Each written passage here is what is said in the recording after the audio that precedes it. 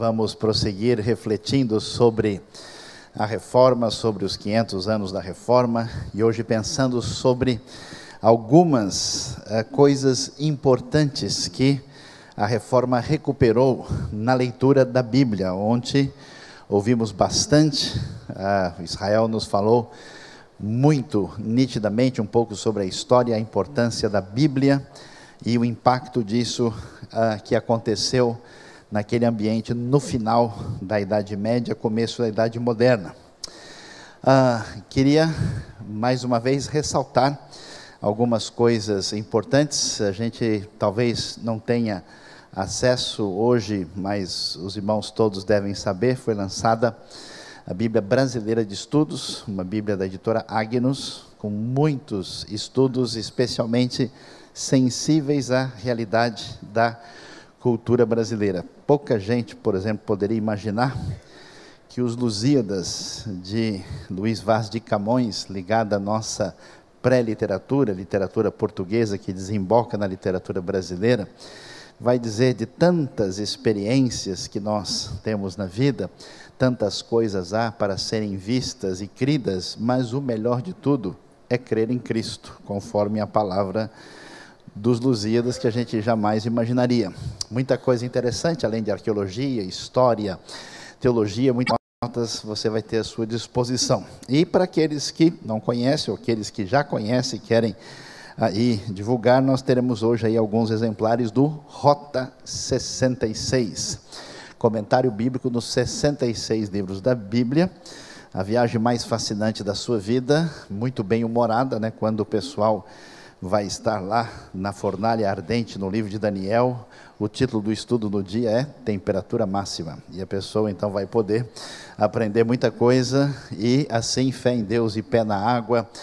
O livro de Cântico dos Cânticos tem um trecho lá que é comentado, que diz: vem morena cantar comigo essa cantiga, que é exatamente o assunto ali a ser considerado, um material muito contextualizado. E aqueles que querem conhecer as terras bíblicas, está bem claro que não inclui a Síria, a não ser para aqueles que têm um desejo mais antecipado da vida eterna. A gente pode garantir uma extensão. Para o pessoal que não sabe, os lugares são muito separados, distantes, é mais fácil a coisa respingar aqui na gente do que respingar, por exemplo, em Israel. Nós temos uma viagem em julho para Israel e em junho para Grécia e Turquia, caminhos de Paulo do Novo Testamento. Se você tiver interesse, vai ver informação. E também em setembro uma viagem da Reforma Protestante, com a participação comigo do pastor Jonas Madureira, que vai estar com a gente, e você tem acesso a essa informação no site da Biblos Viagens.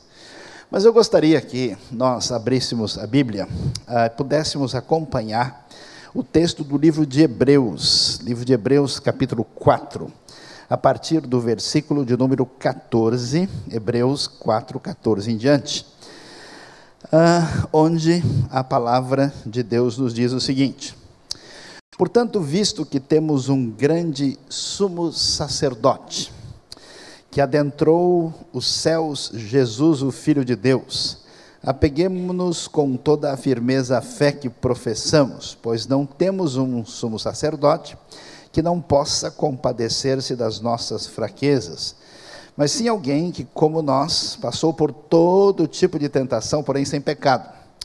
Assim, aproximemo-nos do trono da graça com toda a confiança, a fim de recebermos misericórdia e encontrarmos graça que nos ajude no momento da necessidade. Todo sumo sacerdote é escolhido dentre os homens e designado para representá-los em questões relacionadas a Deus e apresentar ofertas e sacrifícios pelos pecados. Ele é capaz de se compadecer dos que não têm conhecimento, se desviam, visto que ele próprio está sujeito à fraqueza. Por isso ele precisa oferecer sacrifícios por seus próprios pecados, bem como pelos pecados do povo. Ninguém toma esta honra para si mesmo, mas deve ser chamado por Deus, como de fato foi Arão. Da mesma forma, Cristo não tomou para si a glória de se tornar sumo sacerdote, mas Deus lhe disse: tu és meu filho, eu hoje te gerei. E diz no outro lugar: tu és sacerdote para sempre, segundo a ordem de Melquisedeque. Durante os seus dias de vida na terra, Jesus ofereceu orações e súplicas em alta voz e com lágrimas àquele que o podia salvar da morte, sendo ouvido por causa da sua reverente submissão.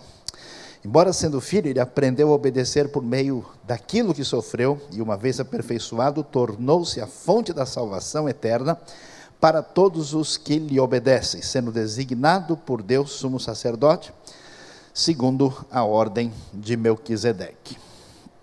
Meus queridos, eu ainda me lembro o dia que eu peguei um táxi e começamos a nossa jornada, e logo eu fui tentando conversar com o motorista, tentamos ali estabelecer uma pequena conversa, fui trocando ideia com ele. Quando eu tenho ideia repetida, eu troco com as pessoas, e assim a gente começou a conversar, e de repente eu reparei um livro que estava ali no banco à esquerda, e vi que era um livro que era voltado para a espiritualidade, e logo pelo título e pela maneira do livro se apresentar, percebi que o livro tinha uma maneira kardecista de entender a realidade. E então, começando a conversar com ele, eu disse: escuta, o senhor está lendo aqui, o senhor gosta de ler? De vez em quando eu leio alguma coisa, e esse livro é muito bom.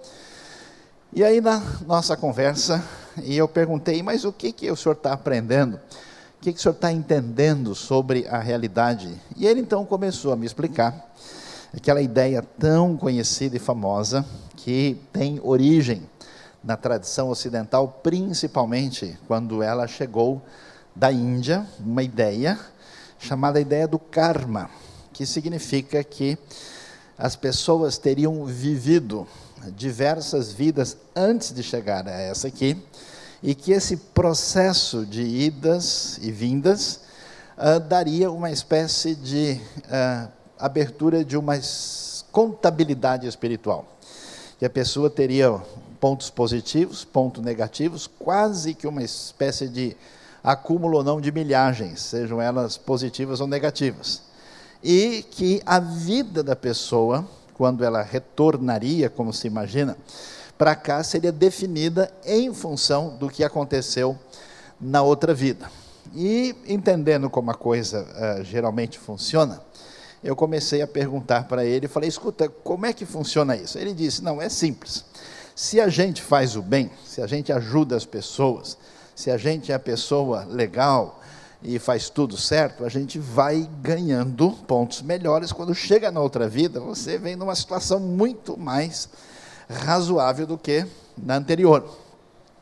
Mas se você caminha na direção errada, machuca, prejudica as pessoas, faz o que é errado, tal, então você vem para saldar a conta. Então, quando a pessoa sofre, tem problemas, tem dificuldades, tem doenças, tem coisas inexplicáveis, o que acontece é que ele está pagando o saldo da vida anterior. Eu falei: é mesmo?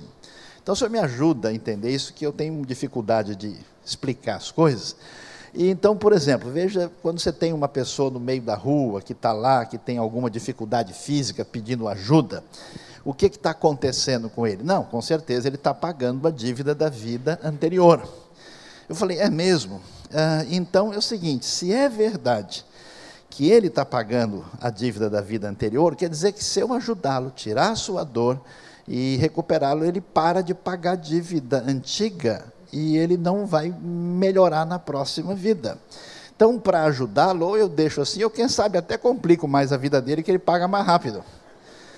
Mas, ao mesmo tempo, se eu fizer o bem, não ajudar o indivíduo, e não praticar algum tipo de caridade, isso significa que eu paro de acumular pontos positivos, e na minha vida futura eu não venho bem. Então, eu estou em dificuldades, porque o sistema está difícil de entender.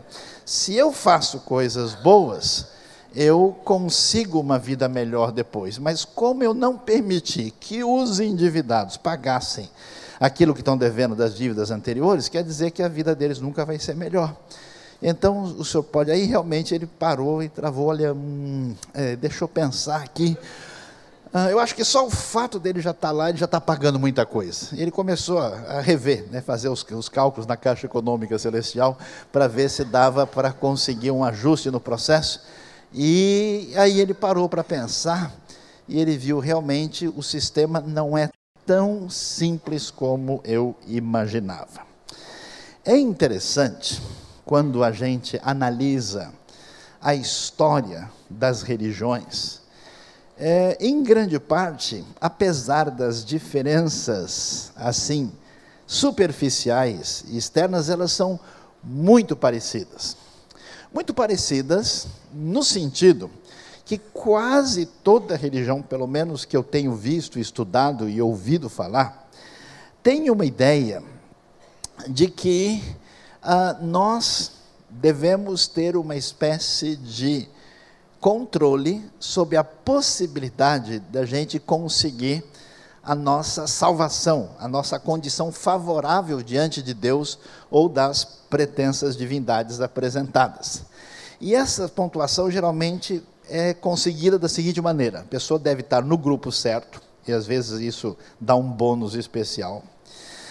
A pessoa precisa praticar os rituais adequados. Então tem uma série de pessoas que faz uma série de comemorações em certas datas, participa de certos rituais com a intenção de que isso venha, de alguma forma muito particular, favorecer a sua vida, mas principalmente se ela executa uma série de atos considerados virtuosos para conseguir as coisas. Então muda, vamos dizer, os nomes, os lugares, os rituais, mas a lógica é muito parecida e muito semelhante.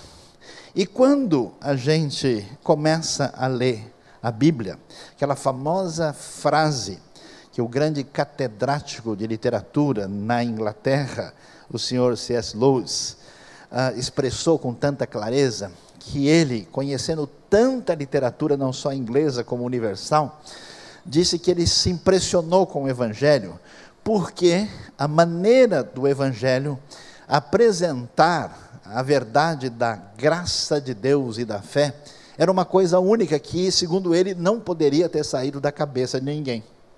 Era um elemento absolutamente diferenciado, completamente distinto de tudo que ele tinha visto. Então, diante dessa realidade, quando nós chegamos na época da Reforma, seja a Reforma luterana, onde Lutero pessoalmente vai se apropriar disso, seja na reforma radical anabatista dos menonitas e dos grupos semelhantes, seja na reforma calvinista, especialmente na cidade de Genebra, na Suíça francesa, ou na Suíça alemã de Zwinglio, e os outros grupos que vão surgindo, eles todos vão descobrir uma verdade especial, que surge quando a gente lê um texto como Efésios 2:8, que diz que porque pela graça nós somos salvos, por meio da fé, e que isso não vem de nós, não vem de ninguém, é um dom, é um presente de Deus, não vem das obras, para que ninguém fique orgulhoso, para que ninguém ache que o mérito é absolutamente seu. Quando a gente entende isso, parece ser uma coisa assim, absolutamente simples e que tem uma conotação meramente religiosa. Mas o impacto e o valor disso é muito maior do que a gente pode imaginar. O que a Bíblia nos ensina e o que é conquistado e retomado na Reforma é a ideia de que nós não podemos chegar a Deus por nenhum tipo de esforço particular humano. E isso é interessante, porque imagine só, as alternativas para a gente chegar a Deus nos caminhos religiosos são um tanto quanto próximas, mas tem variações. Tem um grupo de pessoas, por exemplo, que acha que o caminho de Deus, nessa caminhada de pontuação, ele é especialmente místico. Daí se valoriza o ritual e se priorizam as pessoas que parecem que têm uma percepção diferenciada as pessoas que são mais zen, assim, alguns são até zen noção, mas de qualquer maneira são zen. É aquela pessoa que de repente chega num lugar e eu estou sentindo uma energia aqui, né? É pessoa que tem uma espécie, como se imagina, de sensibilidade particular para as coisas que não podem ser percebidas assim pelos 5 sentidos. Imagine só, se Deus tivesse escolhido uma via que fosse essa via particular, mística, seja ela de teor gnóstico ou de teor meramente de alguém assim, né, como aquela galera que gosta de ir na igreja só para fechar o olho, levantar a mão e chupar o dente e sentir alguma coisa. O que você ouviu hoje? Eu não ouvi nada, mas eu senti um calor aqui essa noite. Nossa, eu senti um sopro nas minhas costas. Alguém abriu, né, o ar-condicionado. Então a pessoa vai nessa direção, e muita gente, inclusive às vezes na igreja, e às vezes numa igreja de confissão alinhada com as referências da reforma, essa pessoa tem a sua relação com Deus bloqueada por uma série de experiências místicas, inclusive descontroladas. Já vi pessoas, inclusive, perderem a conexão completa com a realidade, dominados por um misticismo praticamente sem conteúdo e sem referência. O outro caminho que tem mexido com as pessoas é um caminho que existia forte no paganismo antigo, que era a essência da manipulação religiosa sobre as pessoas a partir do seu sentimento de medo e culpa. É muito interessante como você vê algumas leis na palavra de Deus, no Antigo Testamento, na Bíblia hebraica, que você lê e não entende. Tipo, não façam marcas no corpo. Que coisa estranha, por que isso? Não mantenha os seus cabelos todos bagunçados, desgrenhados. Essa parte eu não consegui cumprir completamente ainda, né? Há uma série de expressões. Não misture o leite da cabra com o cabritinho. E os estudiosos dizem que as pessoas, quando participavam desses rituais, eles tinham medo da divindade, de tal maneira que, para tentar fazer com que a divindade viesse ajudá-los, eles faziam rituais. Nesses rituais, muitas vezes, eles se machucavam, se cortavam, se sangravam. Aquela ideia, você sabe que os judeus tradicionais até hoje não cortam o cabelo aqui. Existe uma coisa que em hebraico se chama de peiote, que são aqueles famosos cachinhos, porque o texto bíblico, se a tradução estiver correta, vai dizer, não corte o cabelo nos lados da cabeça. Talvez porque antigamente as pessoas não usavam navalhas e tesouras bonitas, mas talvez pedras bem afiadas, e cortar isso aqui podia ter um prejuízo muito sério, e até mesmo isso poderia envolver rituais onde a pessoa se machucava para tentar convencer a divindade a favorecê-lo. Esse pavor, esse medo, fez com que as pessoas, por exemplo, começassem a praticar sacrifícios humanos. E é interessante que muita gente, movida pela culpa, movida por uma espiritualidade doentia, tantas e tantas vezes se aproxima de Deus, se envolve com religião, motivado por isso. E tantas pessoas são, de fato, até, eu diria, manipuladas por esse sentimento que entra numa relação de distanciamento com o tipo de expressão de fé que a Bíblia nos apresenta. Um outro caminho, talvez que a gente não poderia pensar dessa forma, que parece tão simpático, é o caminho, como a gente mencionou no começo, de fazer coisas, obras para conseguir conquistar a ajuda da divindade. Esse caminho tem 2 problemas. O primeiro, que talvez seja mais complicado do que a gente imagina, é quando o ser humano entra no centro das coisas, quando a gente está no domínio dessa espiritualidade, a gente, aos poucos, se torna refém de uma obsessão de controle. Você já reparou que coisa interessante?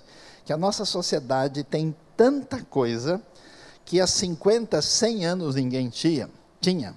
E com tudo isso que a gente tem na mão, as pessoas estão mais nervosas, perturbadas, preocupadas. A palavra usada atualmente, empoderamento das pessoas, não as tornou melhor.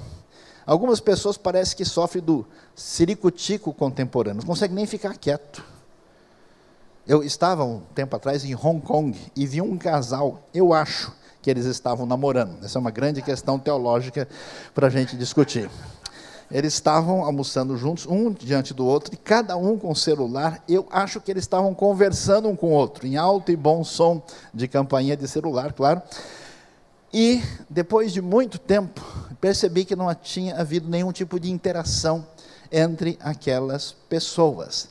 Essa sensação de que você tem a força, o domínio, o poder, é a matriz psicológica que constrói uma religião, quando a gente inventa ídolos e inventa caminhos pelos quais a gente pode controlar e dominar essas coisas. Nessa espécie de fé, a gente não relaxa, a gente não sorri, a gente não fica tranquilo, a gente não fica de boa. Alguém que assistiu aqui O Nome da Rosa, por exemplo, vai ver que a grande crise do pessoal, que não é possível que uma pessoa que tem relação com Deus possa dar risada, porque quem dá risada, isso tem ligação com o capeta, isso não pode ser coisa boa. Ainda que o Salmo 2 diz que o Senhor se rirá e zombará deles, essa parte o pessoal talvez não tivesse lido. Portanto, meus amigos, essa caminhada, além de ser ensimesmada no poder humano, traz uma outra dificuldade. Se Deus fosse exigir obras, quem seria beneficiado seriam apenas as pessoas capazes de fazê-las. Por isso que é interessante no Brasil que as pessoas de classe muito elevada, que se sentem na condição de poder abençoar os outros com algum tipo de ajuda material, são as pessoas que entendem que eles vão melhorar a sua vida espiritual se eles fizerem caridade e ajudarem os outros. Porque o sujeito mesmo que é feio, pobre, mora longe, ele vai tentar defender o arroz com ovo nessa semana, e a caridade que ele vai fazer vai ser dentro da casa dele mesmo. É difícil acreditar que esse é o método. É um pensamento elitista, e é um pensamento que sugere que a gente vai precisar de um grande grupo de pessoas necessitadas para que a gente as use na nossa condição de fazer isso. Ou seja, haveria uma espécie de injustiça que somente pessoas com muita condição poderiam ser favorecidas na sua atitude de pontuação espiritual.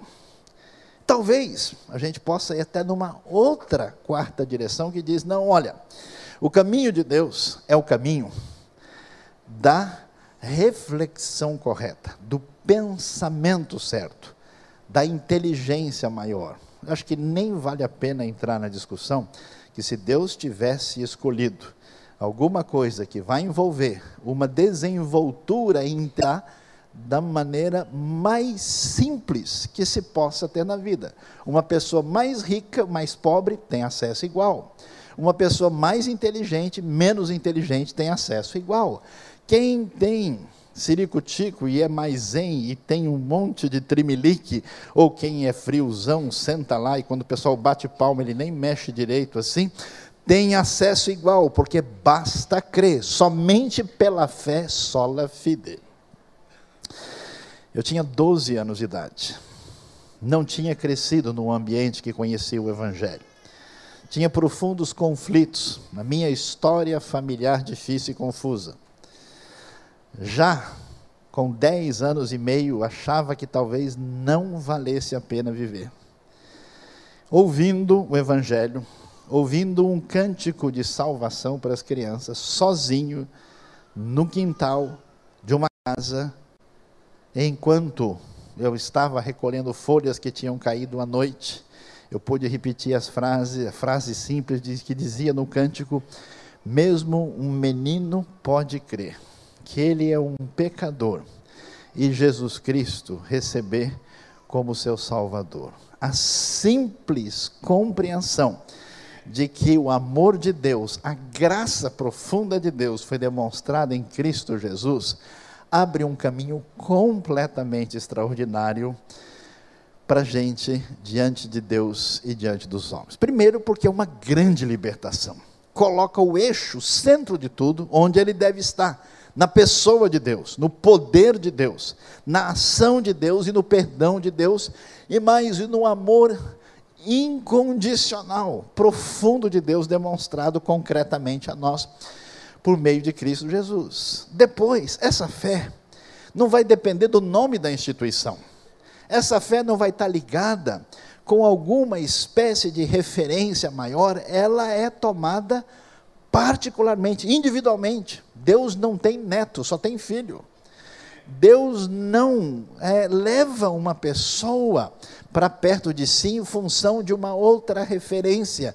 Existe uma liberdade pessoal, uma coisa extraordinária através daquilo que a Escritura nos diz. E isso vai fazer uma coisa tão espetacular, que a fé evangélica ou protestante, como a gente vai dizer, vai chamar isso de sacerdócio universal de todos aqueles que são cristãos ou discípulos de Jesus. Repare que a gente tem uns costumes, uma coisa que a gente, ontem, Israel e o Wander estavam comentando aqui, que alguns grupos que estão presentes na sociedade de hoje, apesar do nome, não são protestantes. Isso não é um juízo, isso é uma avaliação socioteológica correta.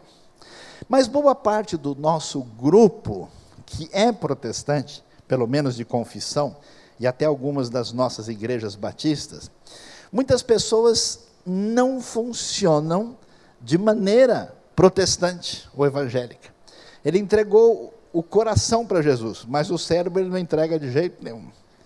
Ele até entregou, né, ele segue a teologia do Roberto Carlos, são tantas emoções, mas o entendimento da coisa nem sempre está muito nítido na cabeça dele. O que está envolvido nessa ideia do sacerdócio universal de todos os fiéis, todos os santos, todos aqueles que seguem a Jesus Cristo, o Senhor? A ideia na Bíblia é que, diferente do que a gente tem hoje, que as pessoas imaginam o seguinte, existe pessoas que têm uma conexão com Deus menor, limitada, existe pessoas que têm uma conexão maior e existe o ungidão de Jesus. Eu acho tão impressionante, eu tive uma igreja, fui falar com uma pessoa, e ele me cumprimentou normalmente. E aí, paz? Boa noite, tudo bem? E alguém virou e falou assim, você não sabe, isso aqui é o pastor Saião. Ah, ele é pastor? Aí ele voltou, a graça, paz, irmão, muito prazer estar aqui. E ele começou a falar diferente, impostou a voz, porque ele diz, agora eu estou diante de uma espécie de sacerdote diferenciado. Eu tinha pregado num culto de jovens em São Paulo uns anos atrás, e foi muito engraçado, e o pastor não pode rir dos outros, porque a risada de pastor é mais pecaminosa, amém, irmãos? E eu entrei numa padaria para comprar pão, e lá estava um jovem que tinha estado no congresso, e o cara estava à vontade, falando de futebol, conversando na linguagem comum, camisa aberta, né? E aí de repente ele virou assim, deu de cara comigo, e ele me viu, levou um susto, não sei por que razão, mas ainda preciso pensar sobre isso, e eu olhei para ele, e quando ele olhou para mim, ele assustou assim, graça e paz, pastor, amém? Virou devagarinho, fechou a camisa, e postou a voz assim, é um grande prazer encontrá-lo aqui nesta tarde. Eu gostaria de dizer que a palavra que o senhor transmitiu para nós naquele congresso foi uma grande bênção para o meu coração. E eu assim, mas não posso rir, né? E eu olhando para ele, na maior hipocrisia pastoral, amém, irmão, que maravilha, que Deus abençoe a sua vida e o seu coração, né? E numa situação difícil, né? Não sabia o que eu fazia, né? E aí eu falei, mas fica tranquilo, tá de boa, mas aí, que time você torce mesmo? Tentando assim deixar o rapaz mais à vontade, porque eu era a pessoa no lugar errado, na hora errada, fora do ambiente, ele não devia estar lá, eu tinha que estar na igreja. Meus queridos, isso mostra para a gente o tipo de pensamento que muitas pessoas têm, que de fato a relação com Deus ela é quase gnóstica. Um tipo de pensamento que influenciou por vias filosóficas e culturais da Idade Média, que atingiu o catolicismo medieval, que fazia com que as pessoas, em vez de entenderem que teriam acesso direto a Deus, isso seria negado porque elas eram muito materiais, e o material não se aproxima do espiritual, o que é uma grande bobagem. Há pessoas que, inclusive, fazem todo um processo de prejuízo dos aspectos ligados à matéria para poder chegar mais próximo do espírito, como se isso fosse um raciocínio correto. Essa pessoa então procura as pessoas que talvez tenham uma fibra ótica celestial mais adequada para ter conexão lá em cima e conexão mais rápida. E a partir daí, essas pessoas fazem algo assustadoramente antirreformado, que é desistir dessa grande liberdade, dessa grande independência, dessa santa autonomia de ser responsável pela sua própria vida diante de Deus e da revelação bíblica, e entregam sua vida a outra pessoa. Entregam de maneira que essa pessoa superior acaba tomando as decisões, acaba dirigindo, acaba dominando essa pessoa e até articulando politicamente as coisas favoráveis com ajuda celestial. Eu ia até orar, mas a minha oração é muito light, a minha oração é fraca, é oração de salsinha, não é oração substância, não é oração poderosa. Mas lá na igreja tem um profeta, tem um pastor, e tem níveis melhores, tem bispo, tem apóstolo, superapóstolo, patriarca, tem arcanjo, tem de tudo, e essas pessoas têm condição de me ajudar. Inclusive o pessoal fala, olha, faz uma oração mais forte aí, quem sabe agora vai. Falei para o pastor Wander que ele não quis, eu estava querendo abrir a igreja evangélica do Monte Saião, para ver se a coisa dá certo, e vender o meu famoso pastel abençoado, que tem pouca carne, tem o vento quente do Espírito, tem a pimenta do fogo, e é ungido com óleo, comeu, cai na hora e recebe o poder muito grande. Essa ideia é engraçada, mas meus queridos, é a grande realidade de muitas pessoas. O que a Bíblia nos ensina? A Bíblia vai nos falar, e é importante entender isso, que Deus, na sua história de redenção, primeiro, ninguém faz qualquer projeto de barganha e de tentativa de chegar a Deus, quando do capítulo 3 de Gênesis até o final do capítulo 11, a Bíblia mostra a história do fracasso humano, desde o Éden, piorado em Caim e Abel, piorado no dilúvio, piorado na Torre de Babel, quando os homens chegam na arrogância tal, de tentar invadir a morada divina e tomar conta, não eram sem terra, eram sem céu, querendo dominar tudo, e caminhar do jeito que eles bem entendiam. A frase que surge com força é, então disse o Senhor Deus a Abraão. Abraão não fez nada. Abraão não fazia parte da primeira igreja batista do Recreio de Ur, onde ele pudesse lá ter alguma espécie de realidade religiosa. Pelo contrário, Josué 24:2 diz que a família dele eram de idólatras, gente distanciada de Deus. E Abraão então é chamado por Deus, e Deus começa essa história de redenção, e Deus vai propor, fazer uma coisa muito estranha no mundo antigo, que é assinar uma espécie de documento de amizade, um contrato de parceria, mais conhecido teologicamente como aliança.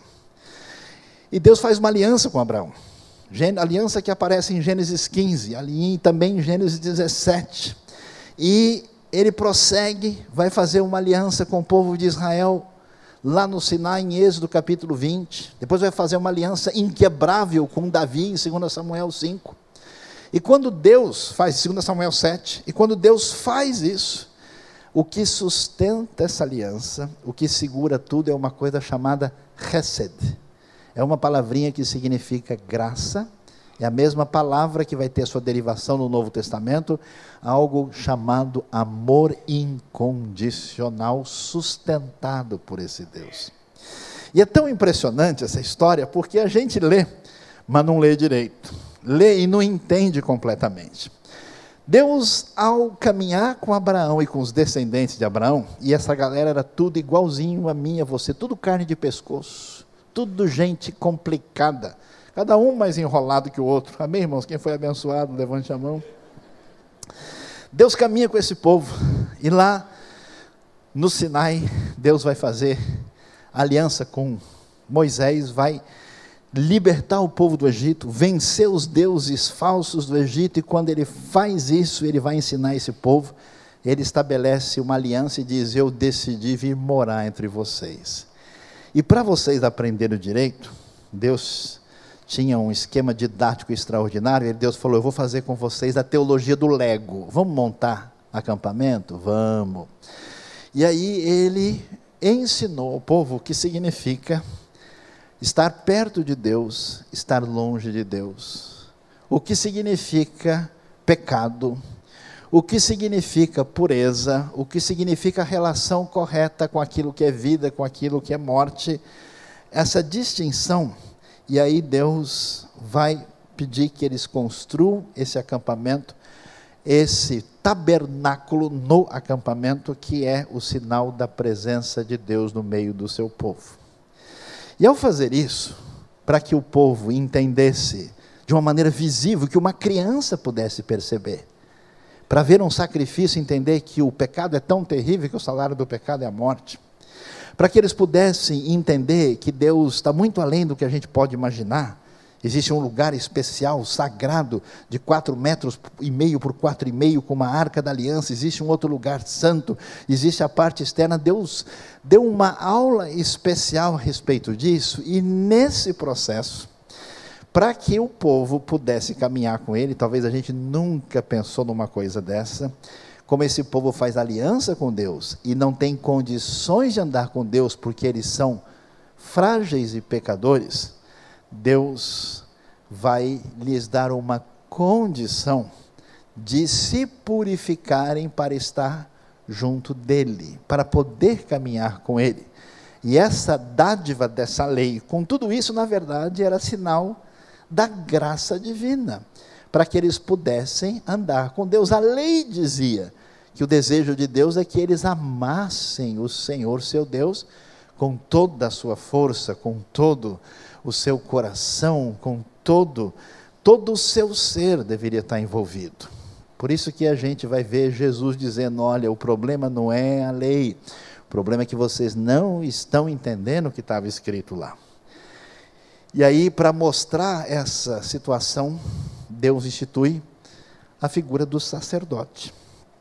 Havia 2 tipos de sacerdote: um sacerdote comum, que tinha 4 roupas, uma túnica branca, uma espécie de calção de linho abaixo dela, também uma espécie de turbante, e um cinto em volta da cintura, e que exercia a função. O que é um sacerdote? Sacerdote, ele é semelhante ao profeta. O profeta traz Deus ao homem, o sacerdote leva o homem a Deus. Ele permitia essa aproximação.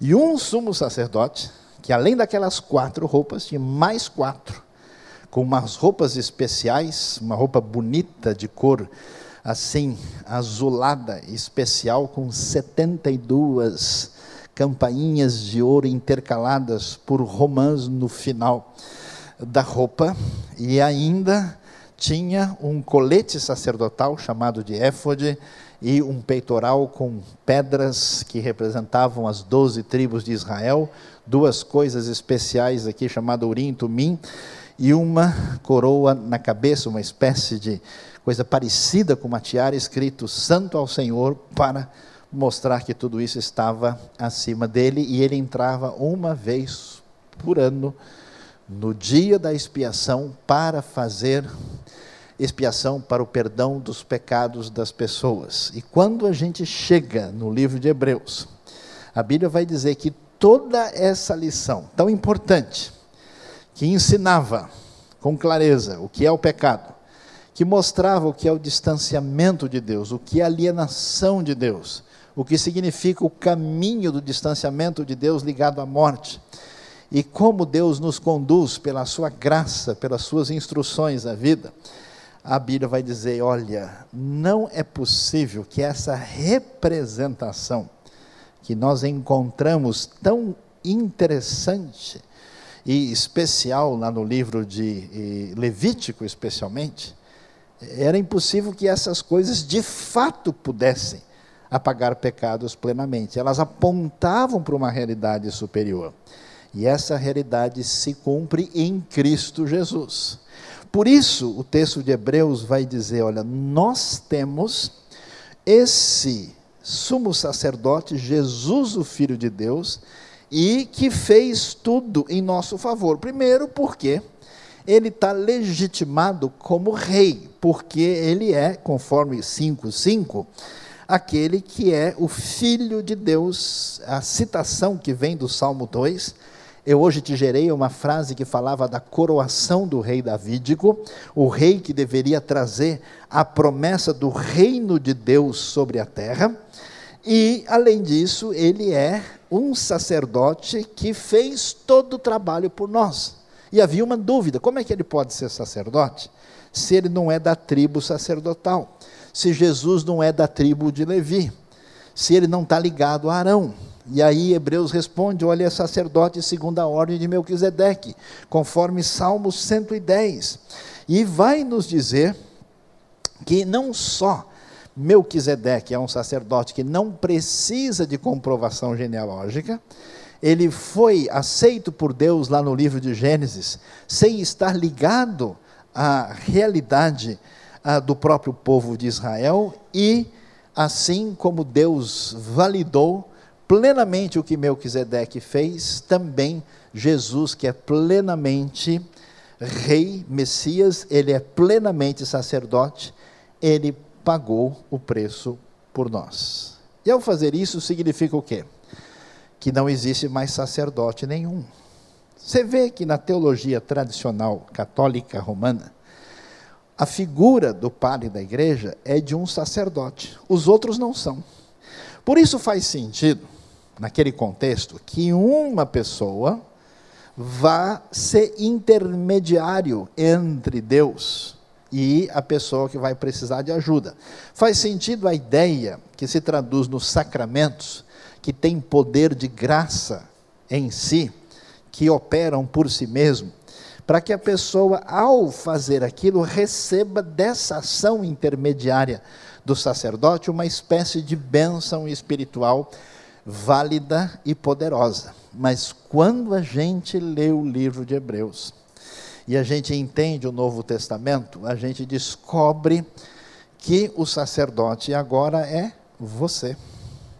Porque você foi plenamente aproximado, porque todo o caminho da distância, Jesus conquistou plenamente, e a palavra de Hebreus diz com clareza que assim, nós devemos nos aproximar do trono da graça com toda a confiança, a fim de receber misericórdia e encontrar graça que nos ajude no momento da necessidade. Por isso, a palavra da reforma hoje é uma palavra de libertação.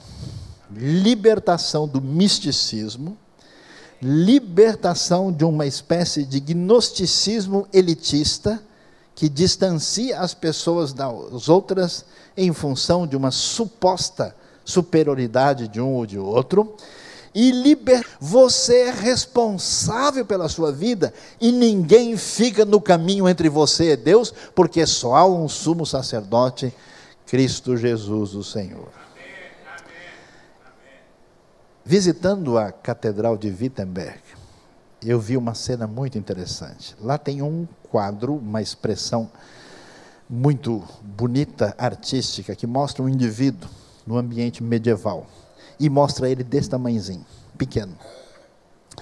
E lá sobre ele estão estruturas religiosas grandes, uma série de coisas que oprimem, e esse indivíduo está ali, sufocado, apagado, sem condição de fazer muita coisa. Do lado, o autor ali da obra de arte colocou um Lutero um tanto quanto grande, expressivo, com um cara assim de que foi campeão várias vezes. E ele tem uma Bíblia enorme na sua mão, com o rosto de alguém que é triunfante de maneira completa.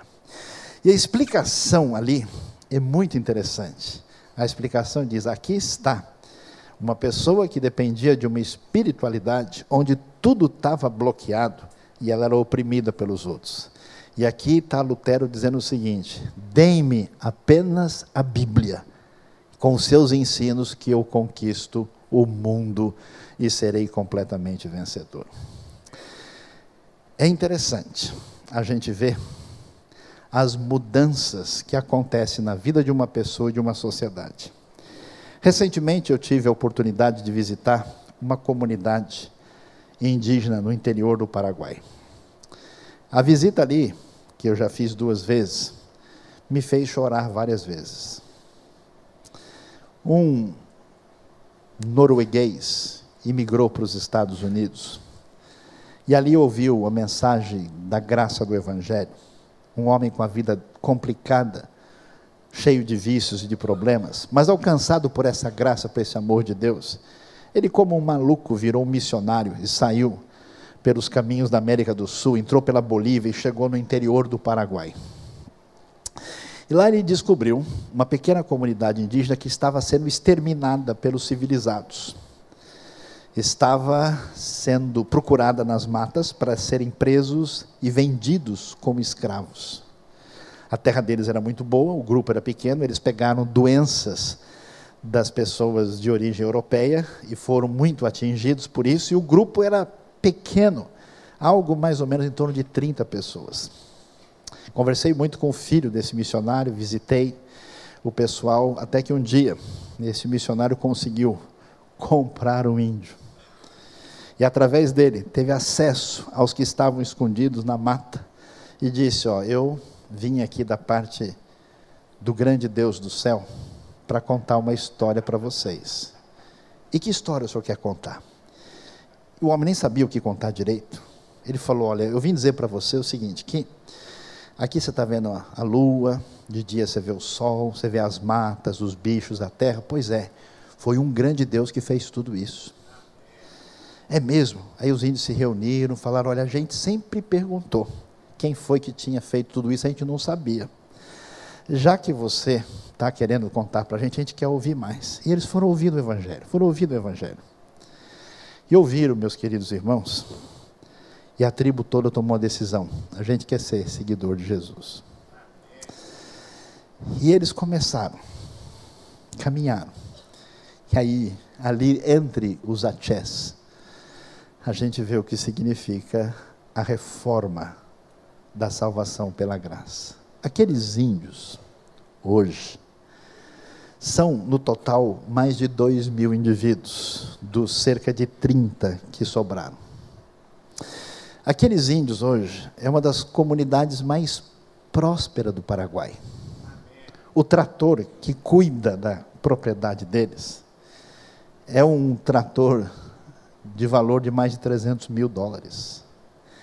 Aqueles índios trabalham, plantam, e é interessante porque o homem que vendeu a terra para eles ficou revoltado porque ele vendeu a semente para eles plantarem, vendeu não a terra, a semente, e a produtividade na terra dos índios é 2, 3 vezes maior do que na deles, e fala: o que tem aqui que a coisa dá tão certo que eu não entendo?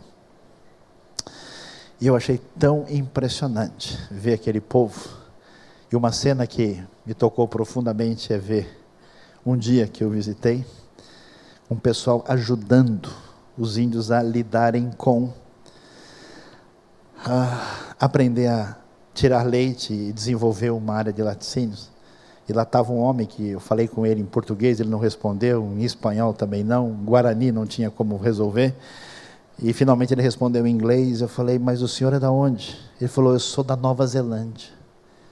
O senhor é da Nova Zelândia? A terra dos famosos maoris? Isso! Eu sou metade inglês, metade maori. E o que o senhor está fazendo aqui? Eu falei: não sei. Deus encheu o meu coração de amor, e eu vim aqui, Ele me encaminhou, e eu vim ajudar os meus irmãos indígenas. que coisa é essa que tira um indivíduo do outro lado do planeta para ministrar na vida dessa comunidade, para fazer a diferença que esses homens têm feito lá. Quando a gente entende o que significa sola escritura, quando a gente entende o que significa somente a fé, e entende essa liberdade, existe uma destruição da ignorância, uma destruição de uma dependência inútil, que as pessoas se colocam numa situação de vítima todo o tempo.